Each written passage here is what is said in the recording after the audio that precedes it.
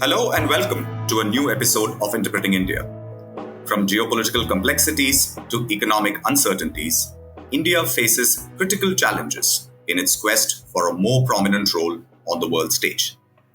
This season, we at Carnegie India continue to bring voices from India and around the world to examine the role of technology, the economy, and international security in shaping India's future.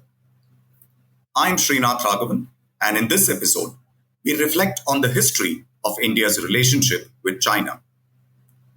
The American writer William Faulkner famously said, "The past is never dead, it is not even past." This is absolutely true of India's relations with China.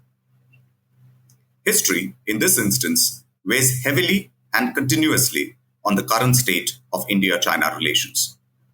Now, most accounts of this relationship that we have tend to focus on the disputed boundary between the two sides, the related question of Tibet, and the resultant crises and conflicts over the last several decades. Today, we will discuss a brilliant new book that focuses on a dimension of the relationship that has long been neglected. The book is titled Crosswinds, Nehru, Zhou, and the Anglo-American Competition over China. It is a thoroughly researched and highly readable and very perceptive account of how independent India had to craft a policy towards China in the first decade of its existence against the backdrop of a forgotten competition between a declining imperial power in Asia, Britain, and the new superpower in the region and the world, the United States. Focusing on issues and episodes that tend to be glossed over in much of the existing writing, this book presents not just a new account of the past, but as important and interesting pointers and questions for the present and future of India's policy towards Asia and China. Joining us today to discuss this book is its author, Vijay Gokhale. Vijay Gokhale is a non-resident senior fellow at Carnegie India. He retired from the Indian Foreign Service in January 2020 after a diplomatic career spanning 39 years.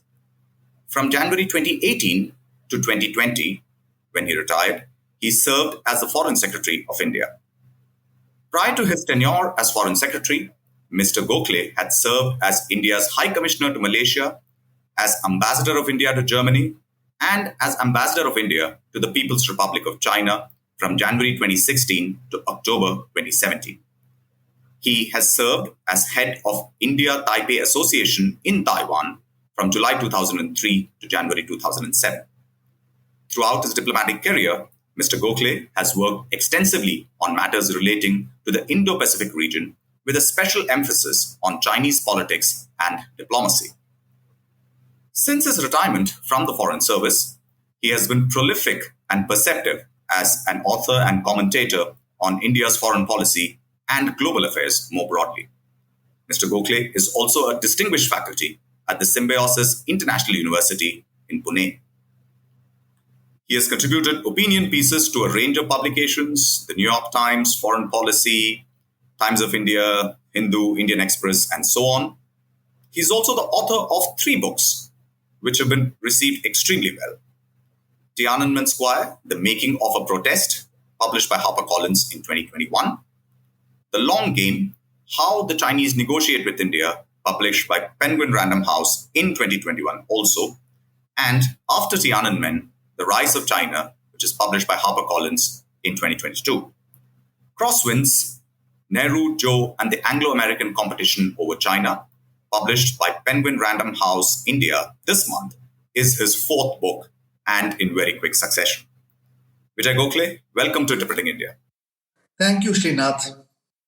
I want to really begin by asking how you turned to this particular period of India's foreign policy in Asia and particularly its relationship with China.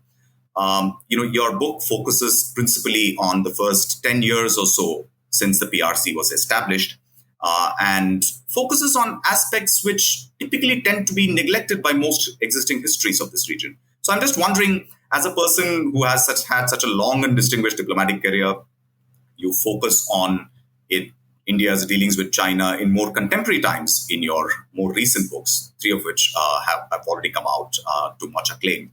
But I was just wondering what prompted you to go back to this somewhat distant past? So, really, two questions intrigued me throughout my diplomatic career, Srinath.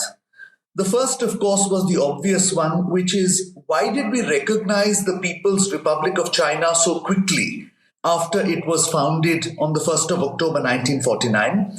We were, after all, only the second non-socialist country after Burma to convey our recognition of the new regime.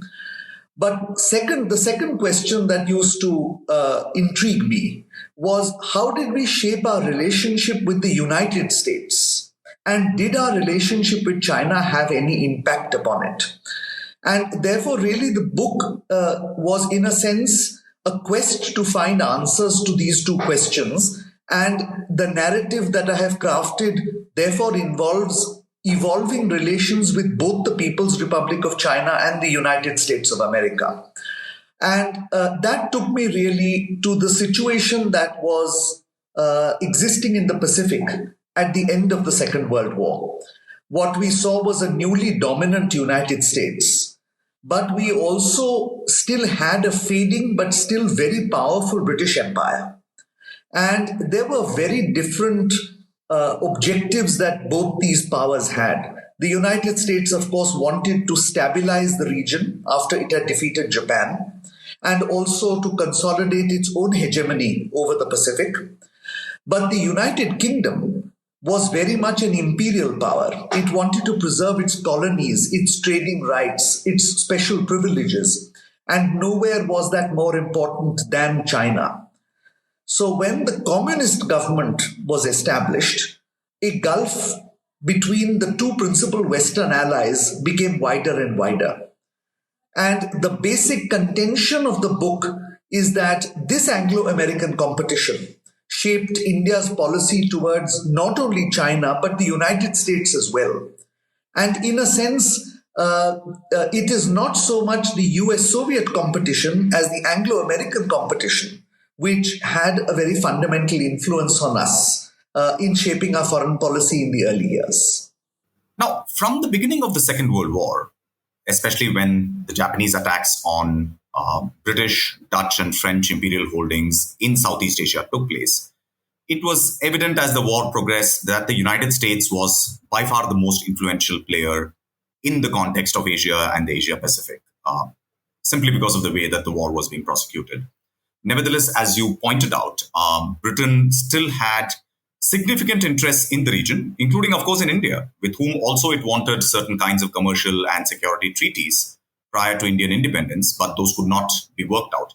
But nevertheless, as you quite rightly say, Britain had a lot of commercial business interests in China dating back to the 19th century, which it wanted to hold on to. It is also interesting that at this point of time, even before India becomes independent on 15th of August 1947, there is an interim government in India, but there is also a British-Indian sort of representative to the Republic of China in Nanjing, which was the legitimately recognized government at that time, led by Chiang Kai-shek. So I just wanted to get a sense from you on how this relationship played out in this interim time when India is transitioning towards independence and the Chinese Civil War resumes between the nationalist forces and the forces of the Chinese Communist Party led by Mao Zedong. Well, Raghavan, I always maintain that our first Prime Minister, Jawaharlal Nehru, was a man who was very astute when it came to international relations. So very early on, even in the 1930s, he felt that as and when India became independent, he would require support and help from other Asian countries in order to craft a post-colonial order. And certainly China, as the largest country in the Indo-Pacific, was an obvious candidate. And therefore, right from the late 1920s, Prime Minister Nehru reached out to the Chinese leadership, that is the national government of President Chiang Kai-shek. In 1939, he visited China himself, and in 1942, Chiang Kai-shek visited India at the height of the Second World War and met Nehru, Gandhiji, and others. So, to a certain extent, when India became independent, there was both a political relationship with the new national government of China and a personal relationship between the leaders.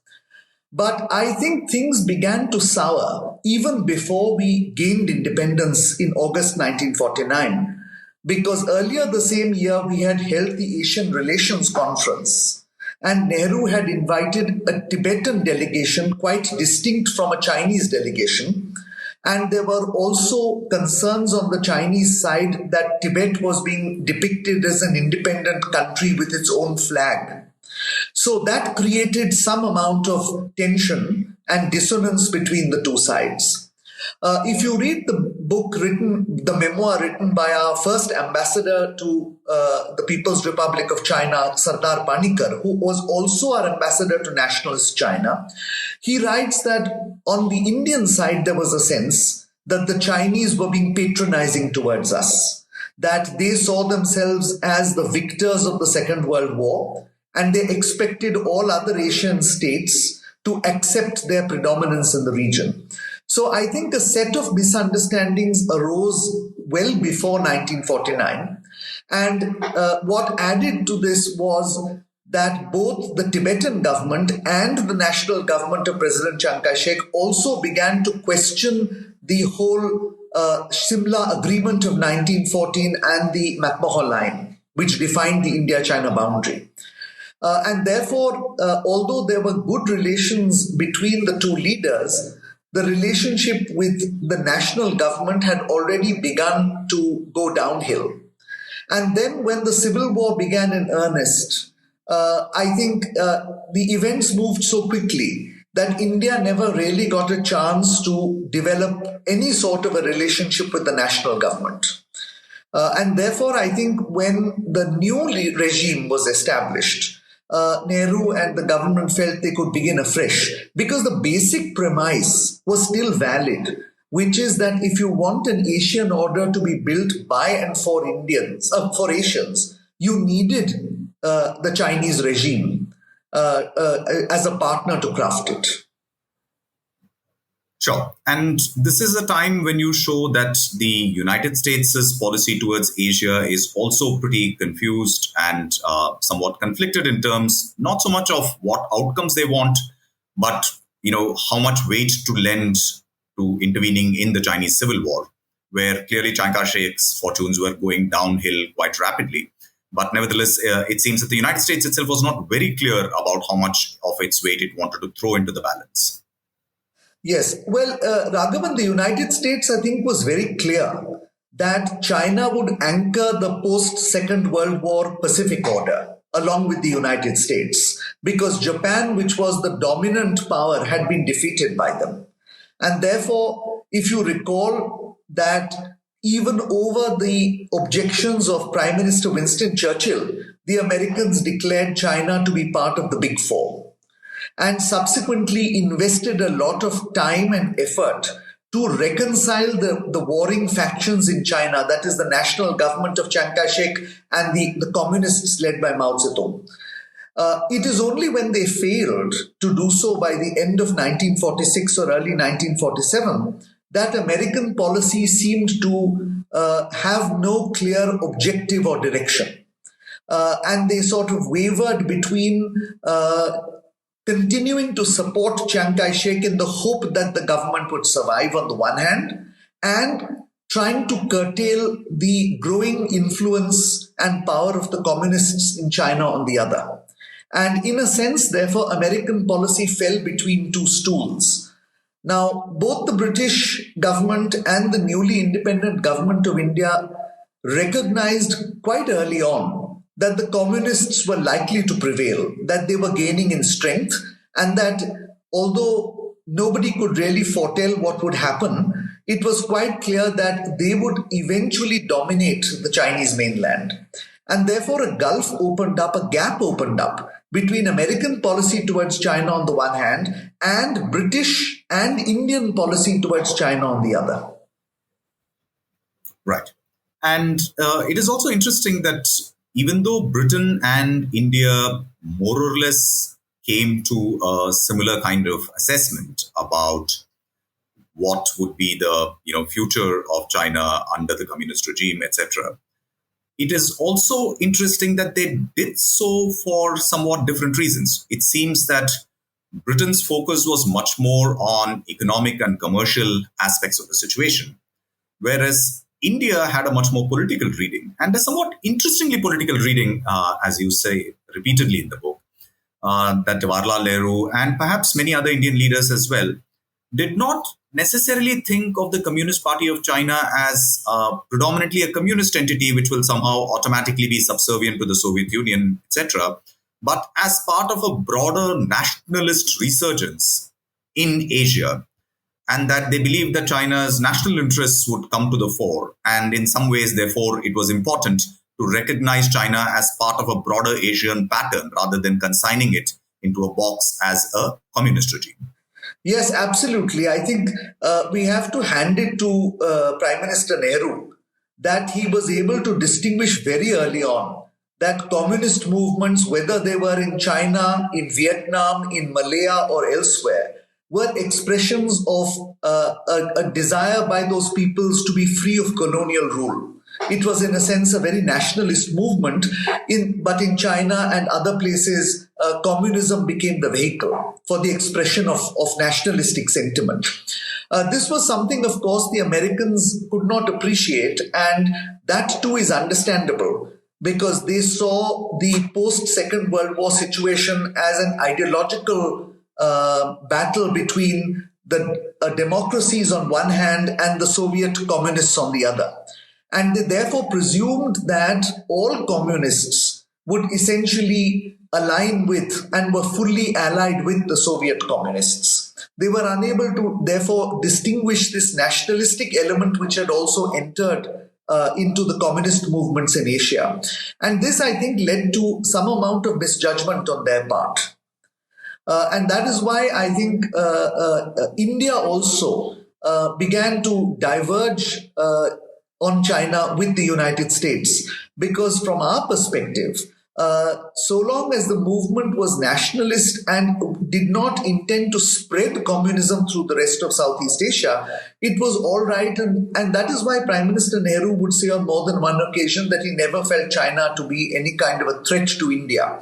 Now, I think he was largely talking here from the ideological perspective, not necessarily the military perspective. But of course, subsequently, it has been suggested that he had a poor understanding of China and that, there was a military threat that he did not foresee. Yeah, sure. And we can come to that question in a little while. But, it's also interesting that the reaction in the United States to China going communist also led to a lot of recrimination within the American system itself, right? I mean, for instance, the China specialists in the State Department were discredited as people who had misled the United States.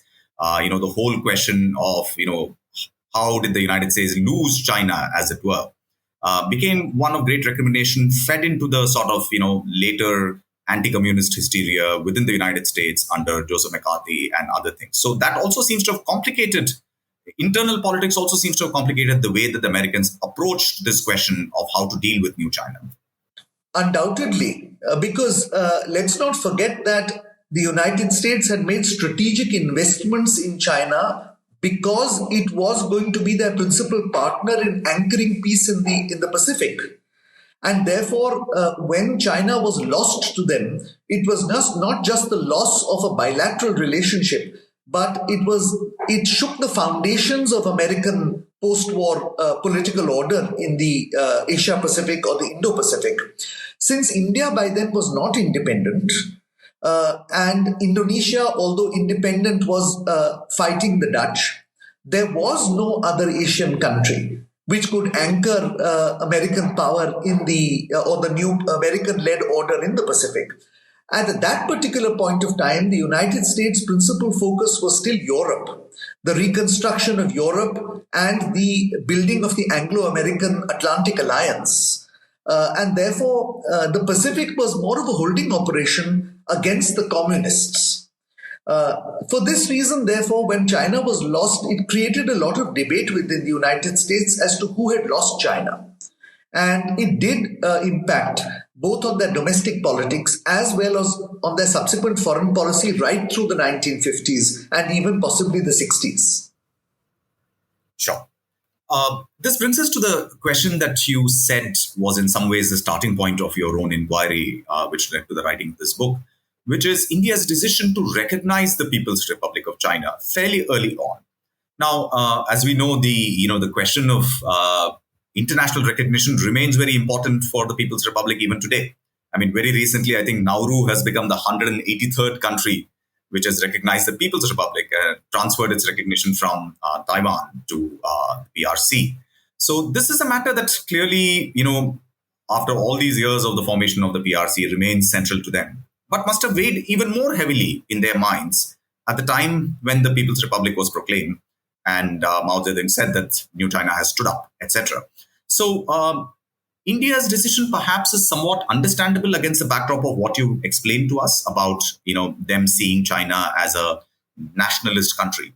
But your sort of probing into the context in which this decision was taken, I think brings out a surprising dimension of how the British perhaps, in some ways, hastened us along this particular line, which we may have anyway taken, but their role was interesting. Could you explain a little bit about what that was? So I think the strategic direction which government of India took, which was early recognition of the People's Republic of China, fully dovetailed with its own view that China should be a partner to India in shaping an Asian order.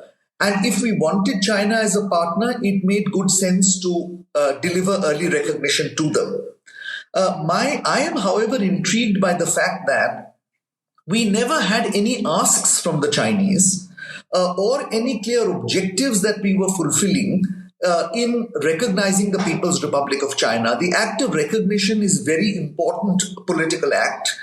It is even more important in 1949 when very few countries have recognized China, when the West in general is in opposition to the Chinese, and where India's stature is extremely high in the world as a newly independent democratic state, which is respected across the world.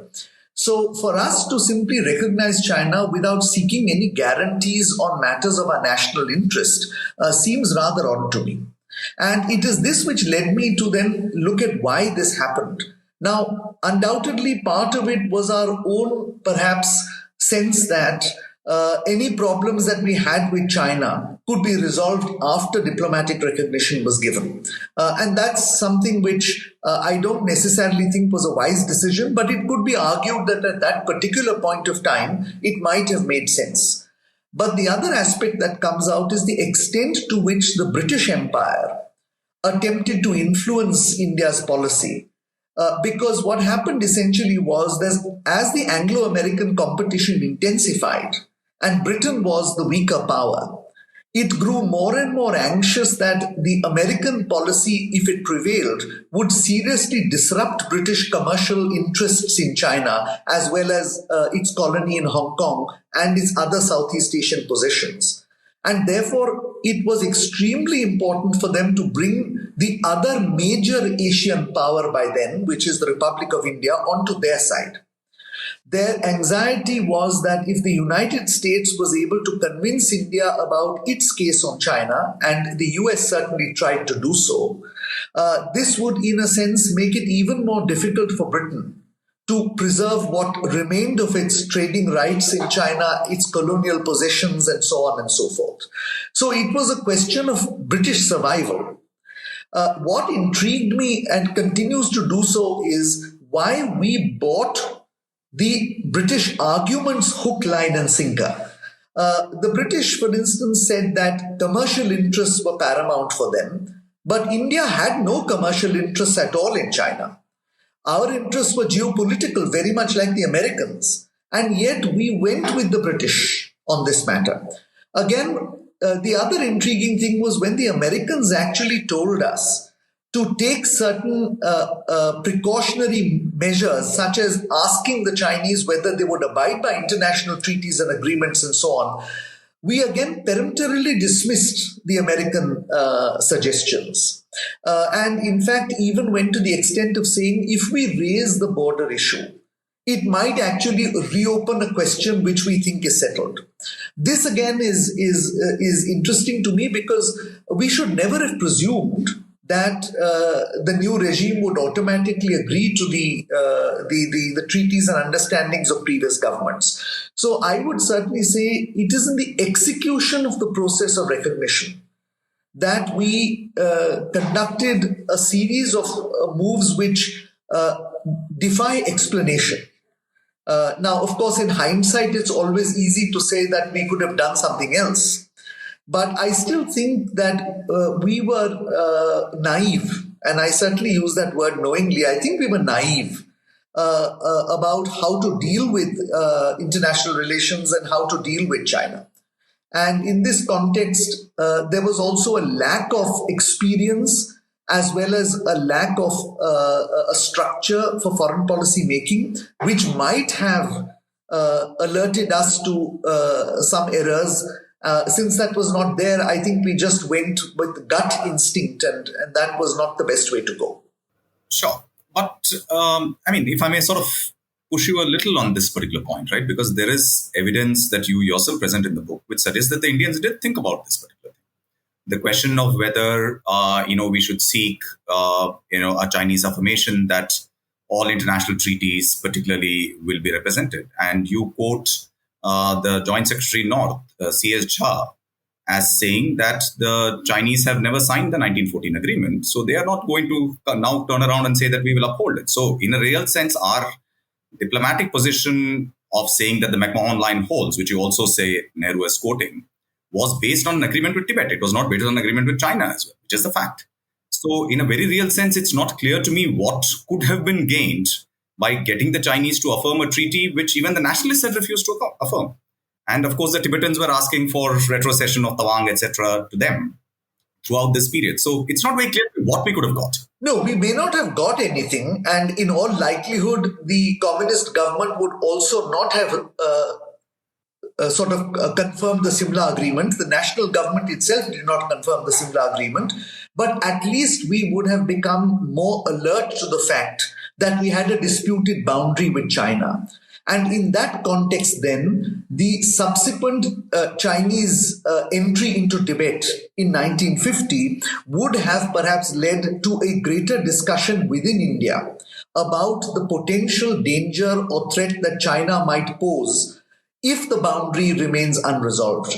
To that extent, I think Deputy Prime Minister Vallabhbhai Patel's letter of November 1950 is very significant, and perhaps it would have got greater attention and greater traction if we had at least heeded American advice and made inquiries with the Chinese side.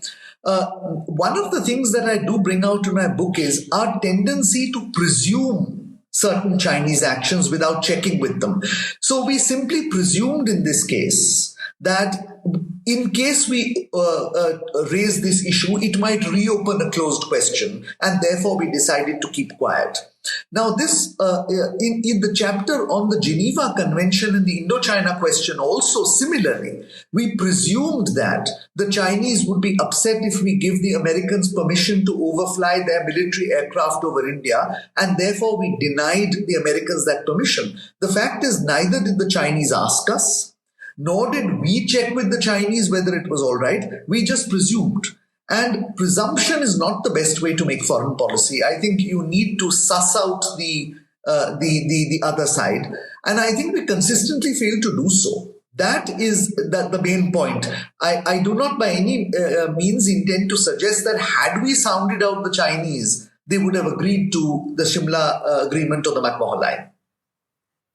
No, fair enough. I entirely agree with you. I think the point in case is an instance of wishful thinking, of assuming that our wishes would somehow be what is operating in reality. And that persisted over a period of time, because this particular line of inquiry, or this line of dealing with China, which is to say, let's assume that everything is okay till they open up questions, continued for very long and cost us a lot of time in terms of And we didn't even use the time wisely to build up our own defenses, etc., which is another debate altogether.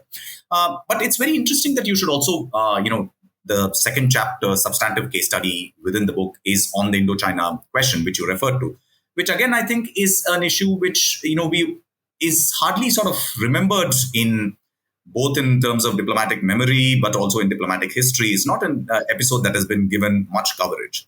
And, you have sort of, you just mentioned about how India's, involvement in that was also somewhat kind of slapdash, because everything was more or less turning on Krishna Menon, who had a lot of energy, but perhaps not commensurate amounts of judgment, and was prone to saying different things to different parties. And again, hoping that some kind of a consensus would emerge, which would be passed off then as some kind of diplomatic victory for India, so to speak. But I was just wondering, what explains the fact that in early Indian dealing with China, we had such outsized role of single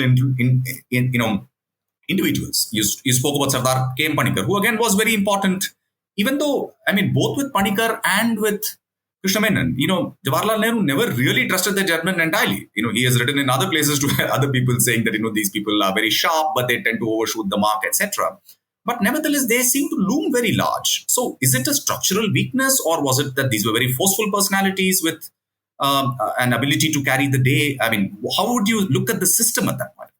Well, for one, I think Prime Minister Nehru was a very dominant political personality. Many of the other major political personalities left the stage fairly soon after independence. And aside from that, Nehru was probably one of the few leaders of post-independence India who had been educated abroad and who had maintained a continuous interest in international affairs right through the freedom struggle. So to some extent, the personality of our first Prime Minister and his erudition in terms of foreign policy and international affairs meant that it gave him a disproportionate influence in the crafting of foreign policy. He was also the first External Affairs Minister of India. So in a sense, he also had a government position which allowed him to do so.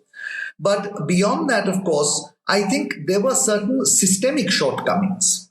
The diplomatic service was still fledgling in India. But more than that, I think there was no mechanism which was, of course, subsequently evolved by governments, such as the Cabinet Committee on Political Affairs or the Cabinet Committee on Security, where a wider consultation within the government could take place. And there was also less of a tendency to consult beyond the government with strategic experts or to talk about such issues in the media or to consult public opinion. In fact, you will recall that for many, many decades after independence, we were quite proud in saying that there is consensus on foreign policy in India. We may differ on domestic issues, but there is no difference in foreign policy. There is a complete consensus. I suspect that this was more because there was a lack of debate and because the governments of the day did not encourage debate on foreign policy and were not open in discussing it. That an apparent consensus existed than an actual one. And it cost us dearly in the 1950s. Not only vis-a-vis China, it also cost us dearly, in my opinion, vis-a-vis our relationship with the United States. After all, the United States was a democratic country. It had consistently supported India in our freedom struggle, even to the extent of pressurizing Winston Churchill to give India independence during the Second World War.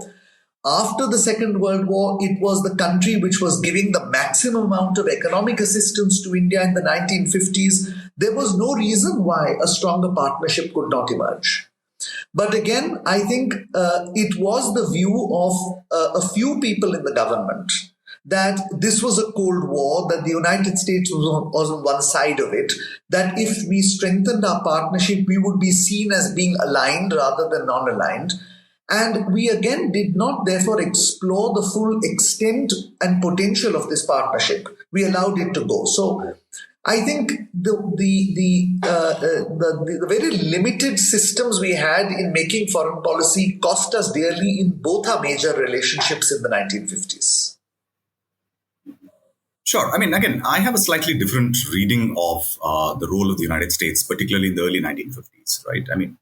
See, I mean, Eisenhower and Dulles were frankly swimming against the tide of history as far as Asia was concerned. And I think, as you point out in the book, that tide was very much in favor of decolonization and things. I mean, even in the particular case that we're talking about of Indochina in 1954, I mean, the Eisenhower administration was at one point of time even contemplating the use of nuclear weapons in order to salvage the situation for the French, which is an extraordinary sort of measure. And I think the fact that the Americans were so wrong about Asia was recognized by themselves in the 60s and, of course, early 70s with the opening to China. So it just seems to me that, to expect that India would have gone along with what the United States was doing in places like Indochina does not seem like, that was where the trajectory of things was moving at that point of time. Yes, in retrospect, we can look and say, oh, was that a missed point for US-India relations? But it seems to me at that time, the United States was, totally operating in a very different set of assumptions about what it wanted in Asia, which would have cut against what India wanted Asia to be. I agree with you, but I think we should not necessarily have taken the sort of role that we then took. After all, coming to the present day, we don't agree with American policy on Russia. But that does not mean we do not have a partnership with the United States. So you can have a partnership with another country without having a complete identity of interests or views or even values, right? On the other hand, if you look at the some of the archival material I unearthed, what happened was that Prime Minister Nehru and his principal foreign policy expert, V.K. Krishnamenon, took a biased view of the Americans and then tried to play the role of mediator. That being the case, he created suspicion in the minds of the Americans. It's one thing not at all to involve yourself in the issue and to continue maintaining your own independent stance. It's another to first attempt to play mediator and then to obviously take the side of one. And I think it was quite clear that Krishna Menon, at least, was inclined to believe everything that China said and disbelieve everything that the United States said. And it is that which created a deepening suspicion in the United States. I think one of the lessons we have certainly learned from that period is to keep issues separate and not to allow the relationship to be dependent on a single issue.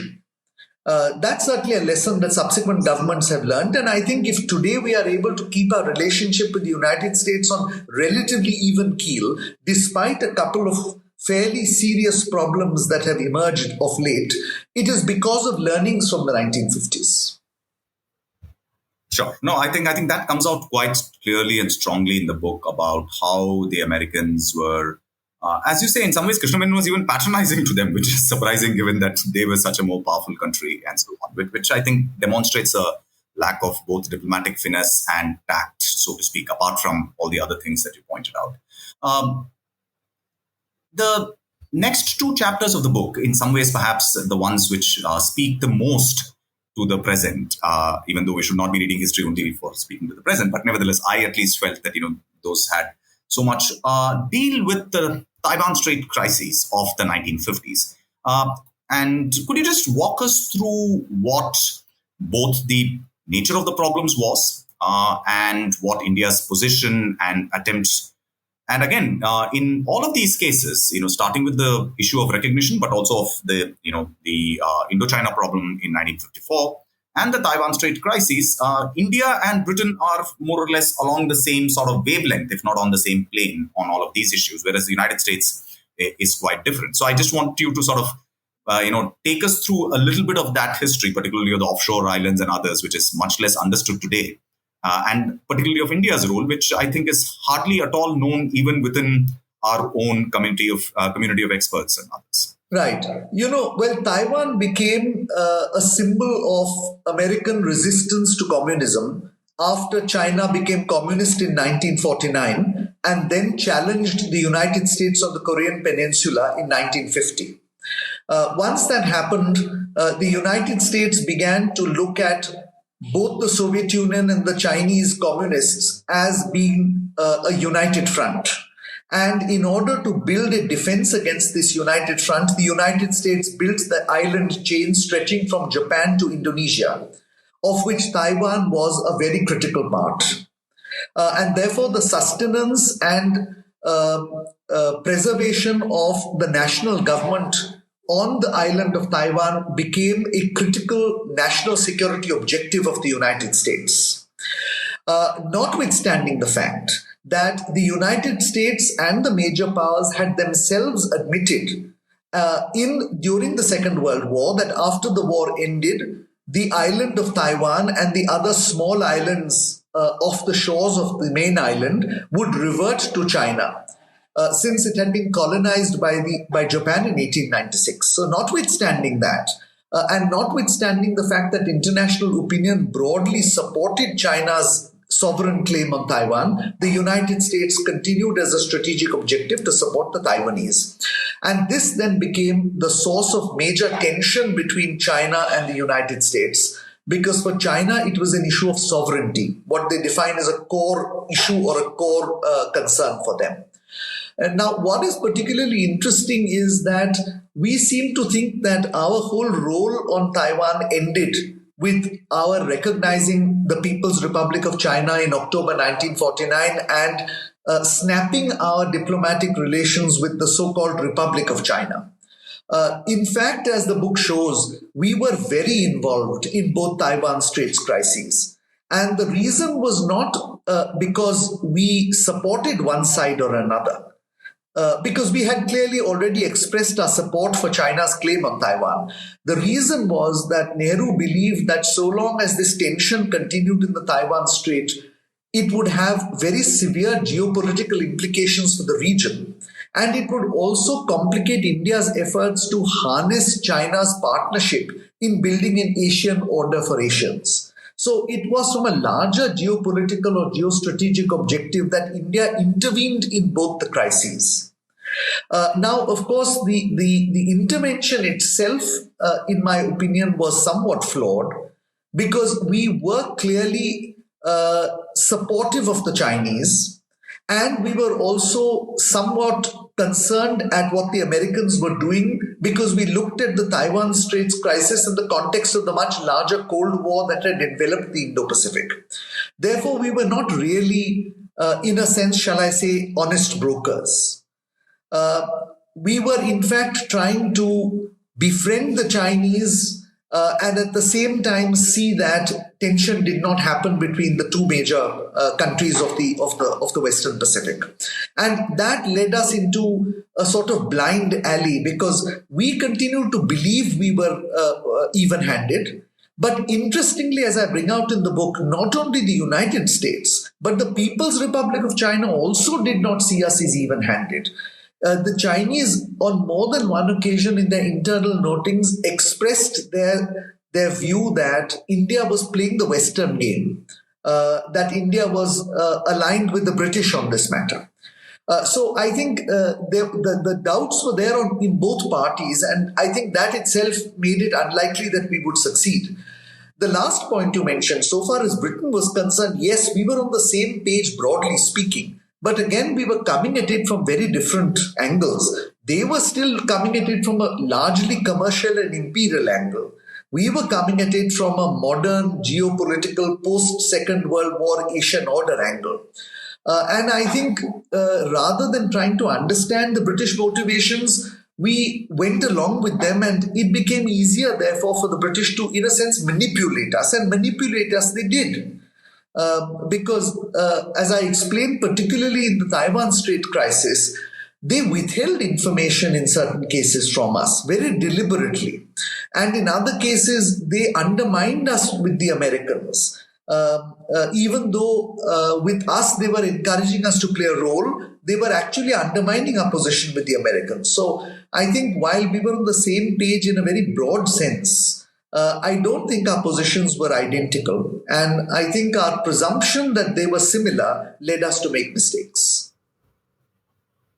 Sure. And also, it's quite striking that India should attempt to play a role of that kind, in particularly in the two Taiwan Straits crisis, at a time when, our own material basis of power, so to speak, particularly in terms of economic power, etc., were quite weak and developing. We were economy which was not very tied to the rest of the world, or at least wanted to keep that within limits. We had our own ideas about how to develop ourselves as an industrial economy, more by import substitution and planned sort of economic development and so on. So I'm just wondering, I mean, what do you think were the underlying sort of motivations for India to want to play this kind of a role? Because at some level, it seems that it is out of kilter with material sort of capacities that we had, apart from the institutional failings that you talk about. Well, I think it was to some extent the interest that Prime Minister Nehru had in playing an international role. It was also to some extent the stature we had gained after independence, both respect for the fact that we had gained independence in a non-violent way, and because we were the largest state to gain independence and freedom and in the Indo-Pacific. China was still in 1947 nationalist China. So to that extent, I think there was a certain degree of respect for India, a certain degree of interest in what India's position would be, a certain effort by all the major powers and even the Soviet Union after 1955 to enlist India towards their cause, because India was emerging as a leader of the global South. I think where we erred was assuming that merely because we had diplomatic and international stature, we therefore had the capacity to make a difference. Whereas, in fact, as you point out, we had very, very limited capacities at that time. We couldn't really enforce our view. At best, we could advocate it, but we couldn't really enforce it.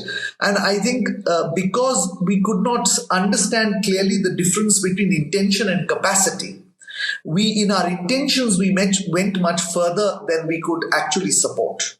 And I think ultimately, as I explained towards the end of the 1950s, all the major players, the United States, China, and Britain, realized that despite our intentions, we had very little capacity and therefore very little ability to act. And gradually, they all abandoned us. In a sense, by the end of the 1950s, we were pretty much isolated, and really our influence in global affairs had declined because of this mismatch. Yeah. Yes. And in fact, you quote Nehru himself as writing to Krishnamenon saying that, if things are going to go south in Asia, I mean, what can we do? It's more or less some kind of a resigned acceptance of the fact that there are serious limits to Indian influence, even despite all this activism. Yes, I think by then he was sorely disappointed that his overture to China had failed. And that affected him very greatly, I think. Therefore, his sort of sense of disappointment, which he expressed in his letter, that India really could not play a role. I think there was a greater realization of the realities by then. Do you think the other problem was also in some ways that India underestimated the sort of ideological sort of dimension of the People's Republic of China? Because throughout the 1950s, Nehru more or less holds on to this view that, China is going to be much more nationalist. Whereas if you look at Chinese foreign policy, particularly towards the Soviet Union, but also countries like the Vietnamese Communist Party, Viet Minh, the kind of support that they gave, or the North Korean regime, all of it was fundamentally ideologically driven. I mean, if those were not fraternal socialist countries, it is unlikely that even Mao Zedong would have, gone as far as they did, because China was also a weak and a poor country at that point of time. But they did put in a lot of effort into sustaining these other communist regimes and so on. So was that another misjudgment as well? In a sense that, was our foreign policy too realistic in the sense of realism as focusing not on ideology but on power politics alone? I have a different take on this, Srinath. My sense is that the problem was that our approaches to international relations, the approaches of China and India, were not aligned. I think Prime Minister Nehru and the government of India genuinely believed that a post-Asian order would be crafted with a number of Asian partners, that China had to be a partner because of its size, its influence, its history, and so on and so forth, and that it was in partnership that we would build a new Asia. On the other hand, I think the Chinese, and here it is irrespective whether it was Chiang Kai-shek or Mao Zedong, both had internalized the fact that they were a great power because the Americans and the Soviets said they were during the Second World War. And that therefore, in the post-Second World War order, they would have a dominant role to play. and that other countries, India included, must play a secondary or supporting role. And therefore, I think we approached the issues of Asia from different perspectives. The Chinese expected India to play second fiddle. The Indians expected China to be equal partners. And I think this is where the gap between them grew larger and larger. So it wasn't so much an ideological gap, I feel, although ideology did play a role, as a gap in terms of perceptions about themselves and their role in international relations. Now, one of the things I do sort of mention in this book is that we had opportunities to take stock of the situation. After the Geneva Conference, for instance, when the United States and the United Kingdom went ahead and did the Manila conference and the establishment of the Southeast Asian Treaty Organization, we ought to have questioned whether our position was aligned to that of Great Britain. Because we had always argued that any kind of a military alliance in Southeast Asia would further aggravate the Chinese. And yet we did not review that. Again, in the Taiwan Straits crisis of 1954-55, when China eventually did not go with Indian efforts at mediation and went behind our backs and did a deal with the British, we could have again there looked at what Chinese motivations were and adjusted policy. We did not do so. So I think, and all this then eventually, as I say in the last chapter, boils down to the absence of our building out any kind of a foreign policy structure. Surely 8-9 years after independence, we ought to have had greater cabinet consultations, more debates in the media and in parliament, a greater effort to consult other countries. But decision-making was still very restricted to the Prime Minister, his close political associates, and a handful of civil servants.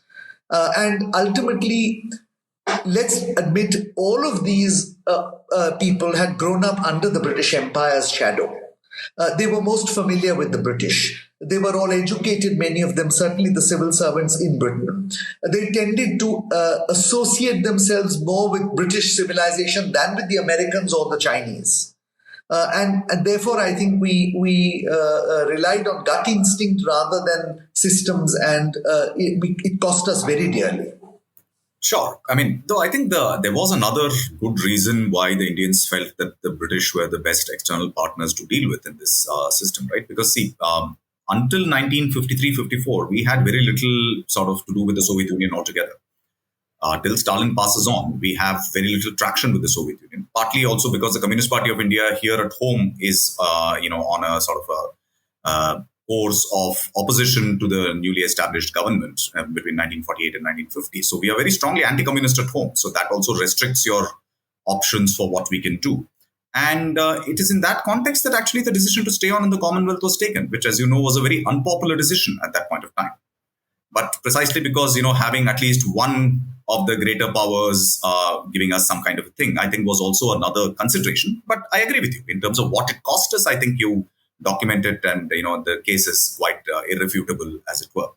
I would like to just use the last segment of the podcast really to come back to the present. And looking back, you have spoken about the kind of infirmities of the processes and so on. Is your sense that all of that has improved in the subsequent decades? And are there other learnings potentially from this historical sort of experience that you have investigated that should inform us, perhaps in the event of another Taiwan Straits crisis? I think we've made considerable progress in building out a system of making foreign policy between the 1950s and today, and that's inevitable. We are now a mature republic. I would certainly say that there is much greater consultation in the cabinet, that public opinion now does play an active role in at least speaking about foreign policy, although I do sometimes express concern in the level of our public debate on some issues. There is a greater involvement of members of parliament, other political parties, and so on. There is, however, one infirmity which we have so far not been able to overcome, and that is the sort of connect between the government and domain experts outside the government who have done deep research in the subject. If you look at any other major power, the United States, Britain, China, Russia, and so on, there are a number of points at which the government of the day consults with strategic experts outside the government, and these can be academicians, researchers, or practitioners, or former practitioners, and to a certain extent gives them access to confidential and restricted information in order to better understand the issue. Because in modern times, I think governments rarely have the time to go into deep research, which strategic experts outside the government are doing all the time. Now, there are different ways in which this is done. In the case of the United States, strategic experts are laterally brought into the government. In the case of China, strategic experts are actually sort of funded by the government because many of the think tanks are state supported. But that's a model that the country evolves. In India, I think that disconnect is very much there. There's virtually no formal channel by which the government connects with strategic experts on issues. And we need to very quickly rectify that infirmity, simply because, having been a former practitioner in government, I can say it firsthand that I had very little time to do any serious research on foreign policy issues when I was in government. And I am constantly amazed at how much I am learning outside government. I am also aware now that many other academicians and experts outside government already knew about this, but there was no connect that I had with them, and therefore I remained ignorant. And I think as we become a major power, a power which is capable of projecting powers beyond our border, we can't have this gap anymore. Where Taiwan is concerned, Srinath, this is a constant that has remained from the 1950s to the 2020s. What has changed is the fact that the United States is no longer completely dominant, that China is now quite dominant, that we have growing interests in the region, and the British Empire has faded away. So the peripheral circumstances around the Taiwan Straits have changed, but the problem of the Taiwan Straits remains. And it becomes even more important for us now, because quite apart from the geopolitics, the geoeconomics is involved. Any sort of confrontation there is going to have a severe impact on our economy as well as our diplomacy and our polity. Therefore, we need to once again become interested in the Taiwan Strait, because it is our business. It is not our business because we dispute the sovereignty. It is our business because our business passes through the Taiwan Strait. Investment, technology, trade, submarine cables, everything passes through that. And now, if we are to get into that business, surely we need to have an understanding of what we did in the past, because there are learnings, both positive and negative, and try to ensure that we don't make those same mistakes when, for the first time after the 1950s, the two principal powers are once again in a mode of confrontation, China and the United States. So the last chapter was really to sum up the experiences of the 50s in the hope that we would learn from them, we would navigate much more skillfully, but we would nevertheless make the Taiwan Strait issue our business. Sure. No, and I really hope that policymakers, everyone else who is interested in Indian foreign policy as students, analysts, etc., will pick up this book. I highly commend it to all our listeners. Crosswinds, Nehru, Joe, and the Anglo-American Competition over China, which has just been published by Penguin Random House India. It's Mr. Vijay Gokhale's fourth book, and I'm very sure, sir, there are many more to come. And but today, thank you so much for joining us on this podcast and sharing your reflections on the book and what it means for this present moment. Thank you, Srinath. Thank you very much.